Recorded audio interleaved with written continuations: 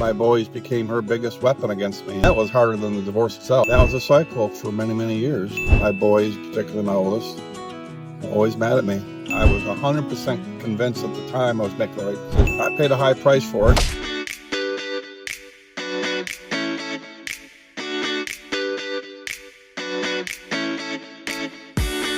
Welcome in to another episode of Foreigner Loves Filipina. Welcome in, guys, to the very first episode of Foreigner Unfiltered. This is a new format that we're going to try out and see if you guys like. I thought it might be good to have some just one-on-one time, foreigner to foreigner. I like to play poker, and so every week 1 or 2 days a week, I will go drive and play poker. It takes me about an hour drive. And I thought it might be a good time for us to chat, just to kind of share what's going on, discuss what's going on. So that's kind of the concept here. Obviously, we'll continue to do the main show, which is Melanie and I kind of collaboratively. And this will be a little different, where it's just kind of foreigner to foreigner. I really played around with the names. The foreigner to foreigner was the name that when I first thought of this idea, that was what instantly came to mind. It was foreigner to foreigner. And then, of course, I used AI, worked with all kinds of dozens and dozens of names, trying to find the right name. I ended up settling on Foreigner Unfiltered. Obviously, because, it's a foreigner conversation, I do kind of envision this being a little more raw, a little more unfiltered than, when Melanie and I were together, more collaboratively. This is intended to be more of a guy kind of shooting the shit, going on a drive to go somewhere and just kind of sitting here shooting the shit while we drive. And so I thought Foreigner Unfiltered was maybe better. Foreigner to foreigner I really like, because I do want it to be kind of a conversation between the two of us. But I was afraid it might sound a little too much like a lecture. Like foreigner to foreigner, does it sound like I'm lecturing? I don't know. The other name that I strongly considered was a foreigner's take, or a foreigner's take. I really kind of like that, because obviously when Melanie and I discuss things together, it's more collaborative. You're getting both the foreigner and the Filipina side, and as a couple, where this would be more just kind of my straight take on things. So I'm also envisioning this still being rooted in talk about the Philippines and Filipina relationships, whether you're dating and married to a Filipina. That certainly will continue to be the foundation. I could see this maybe having a little broader appeal, where we just talk about what older guys talk about retirement and getting old and dealing with adult kids and ex-wives and all those type of things that I think probably a lot of us have in common. Certainly, I think based on what Google tells me, my audience are guys a lot like me. You're a similar age. I'm guessing a whole lot of you, if you're considering expat life, probably a good portion of you have been through a divorce and the ups and downs of life and looking for a second chance. And that's certainly a big part of what I have found in my relationship with Melanie, and just traveling abroad more generally, is a second chance. And I just recently retired last year, and just having fewer responsibilities is awesome. I'm more happy, more content than I think I ever have been in my entire life. And I certainly think Melanie and I's relationship plays a big part in that. But I think it's also because I just have a lot less responsibilities. My kids are raised, and I don't have all of those responsibilities that I once did. And, my house is paid off, and so the financial strains aren't what they once were. And it's been nice to get to this point, because honestly, I didn't know that I would ever get to this point where I would really be just happy and content and satisfied. I went through a lot of really rough years after my divorce, or during my divorce and after my divorce. They were rough rough years, and it wasn't just a couple. It was probably a decade of rough time. I took my divorce very hard for a lot of reasons that I won't go all into today, but maybe over time I'll share more of that in this channel. But in part it was because it really hurt my relationship with my kids and my boys. I have 3 boys. They're all adults now. My youngest is a junior in college. The other 2 are out working. But the years after my divorce, which really strained my relationship with my kids, was very hard on me. Because my ex knew how important my relationship with my kids was. And a lot of that goes back to I wanted to be a dad so bad because my dad died when I was 10 years old. So I grew up without a dad, and then I had a stepdad. That's another whole story we can maybe talk about someday. But because I grew up without a father through my formative years, being a dad was just so important to me. Well, my ex knew that, and so my boys became her biggest weapon against me, in the biggest way she could hurt me and punish me and try to manipulate me.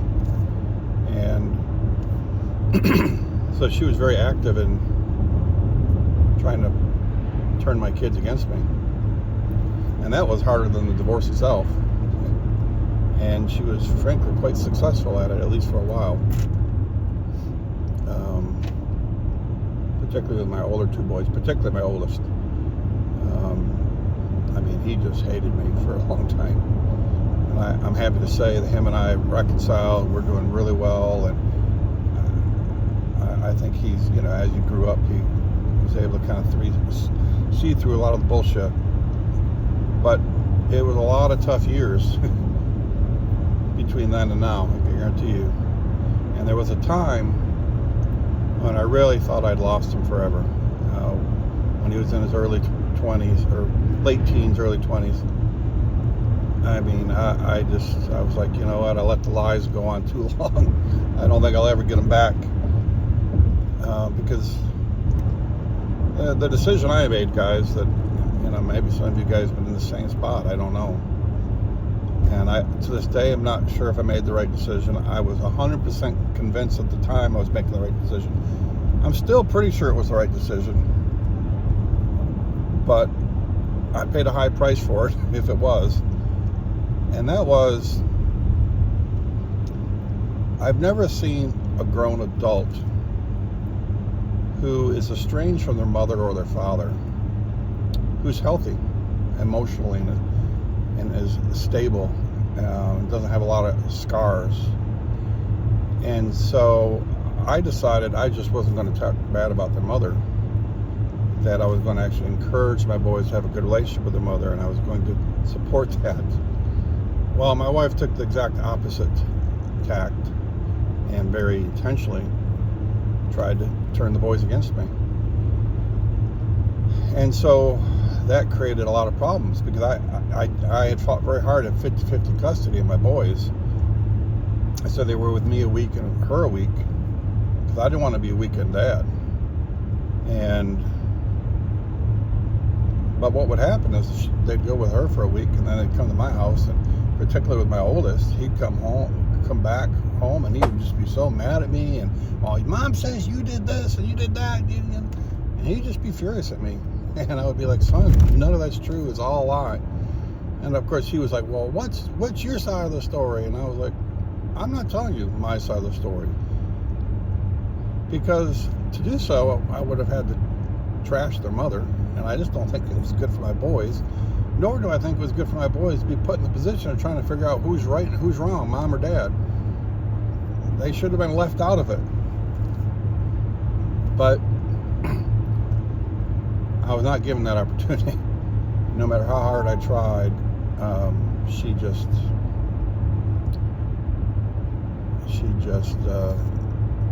was not about to let that go. And so that was a cycle for many, many years of my boys, particularly my oldest, always mad at me. And like I say, when he got to his late teens, early 20s, I thought for sure I'd just lost him. I was never going to get him back. And thankfully I did. Anyhow, I didn't mean to go on all that. But I think that's what this show might be good for, this format. It's just kind of talking and just letting it kind of flow. Wherever the conversation goes, the conversation goes. Obviously, we'll focus on the Philippines. But I would like you guys' take on the name, Foreigner Unfiltered. Like I said, I was trying to pick between Foreigner Unfiltered, Foreigner and Foreigner, and a Foreigner's Take, and decided on Foreigner Unfiltered. And honestly, what might have pushed me over the edge, I'm not sure, as I was going through the whole process, was when I realized the acronym was FU. There was part of me that it just kind of made me chuckle. And I was like, you know, at first I was like, I definitely, in fact, at first I was like, oh, I can't do that if the acronym's FU.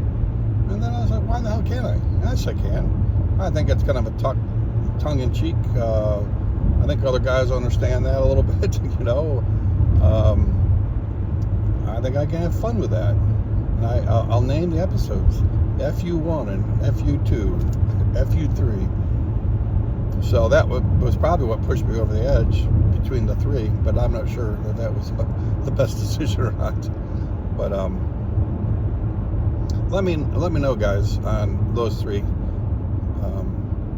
You don't really need to come up with additional names. I don't think I went through that whole process, and it's not your job to come up with my names and for my show. In fact, there was one of my favorite vloggers, Philippine vloggers, another couple I'll leave unnamed, but they're one of my favorites. Well, they were considering a name change, and they did this live stream where, hey guys, we want to change our name, but we're not sure what to make it, we're not sure what we want to do, and we want your suggestions. I just thought it was so pathetic, and it was so bad. It was like, oh, you gotta be kidding me.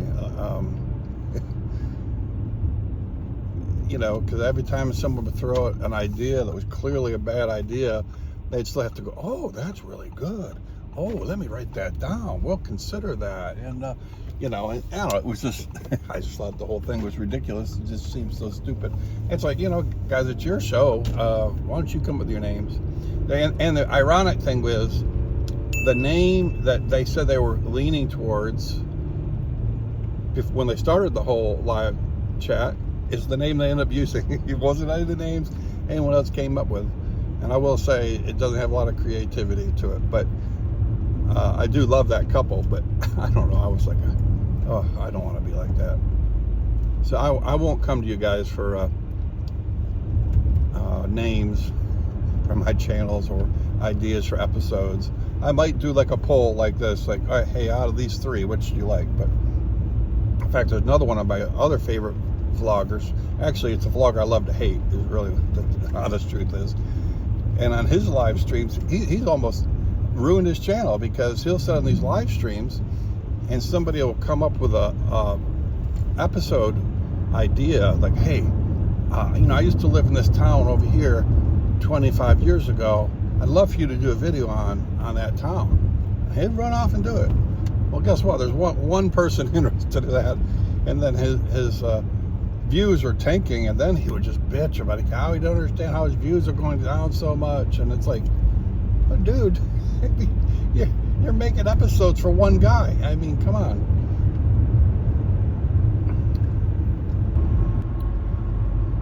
Of course, the other big news in the Philippines blogger community recently has been everything happened with the pro-life traveler. I'm sure you guys have all been following that, and you know, a lot of the other vloggers have been done whole videos on it. I've chosen to kind of just stay away from it. I I feel like it's just a bunch of vultures coming in, picking on the dead corpse. But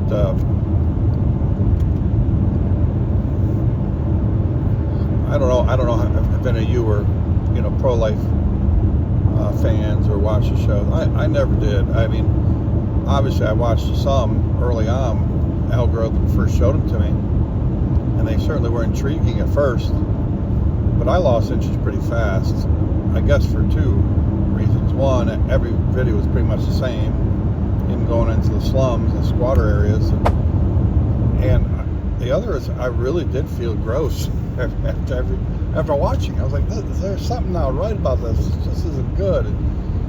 So I don't think I'd watched an episode in well over a year, probably maybe 2 years. It's been a long time since I had watched any of his videos. And but I knew he was getting a ton of views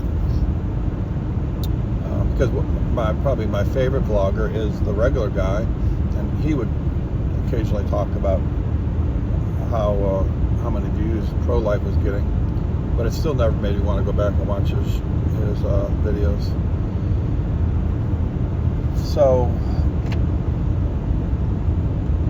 I don't know how to feel about it all. Like I said, I always felt there was something a little gross about it that didn't feel right, with him, these young poverty babes when he had a wife at home. I don't know, it was just weird. So I don't know what that's going to do to the YouTube community in the Philippines, because a lot of what particularly small channels like me kind of thrive on is the big channels. Basically, they get done watching one of theirs, you hope that your video gets shown afterwards. So I don't know if it's good or bad for a small channel like us to have who's probably the guy getting the most views. If that helps or hurts, I don't know. I have no idea. I certainly learned trying to figure out what helps or hurts on YouTube. It's a game I haven't been very good at figuring out what works and what doesn't work. I'm just gonna try to keep up putting videos, and hopefully you guys like them. I do enjoy doing it, I will say. I found that it really is a great creative outlet that I really enjoy, and I love sharing our story, and I love helping other people, and it's really great when you hear other people are like, they watch a video. In fact, I just got a video comment just the other day on one of our older videos. The guy said it was the best video he'd ever watched, helping him understand the Filipino culture as far as sending money back home, and that it really helped him understand a conflict he was going through with his girl. And that means a lot to me, and that's kind of the whole purpose of this channel, is to try to help guys. Because I remember when I first met Melanie, I watched a lot of videos trying to learn about the Philippines, particularly places to go. It's one of the reasons I really love the travel vlogs, because I watched a lot of those. I've learned you guys don't like my travel videos very much, but so it's kind of a pay it forward. I've benefited from other people for years and years, and now that I'm retired, I have more free time. I'm like, it's an opportunity to kind of pay it forward, and so I enjoy doing it, and I hope it provides something for you guys in information, and I hope it's entertaining. And I'm always trying to think of new ideas. I like this Foreigner Unfiltered. Something new we'll try. We'll see if it works. We'll see if it doesn't work. What else you guys want to talk about? Let's talk about live stream.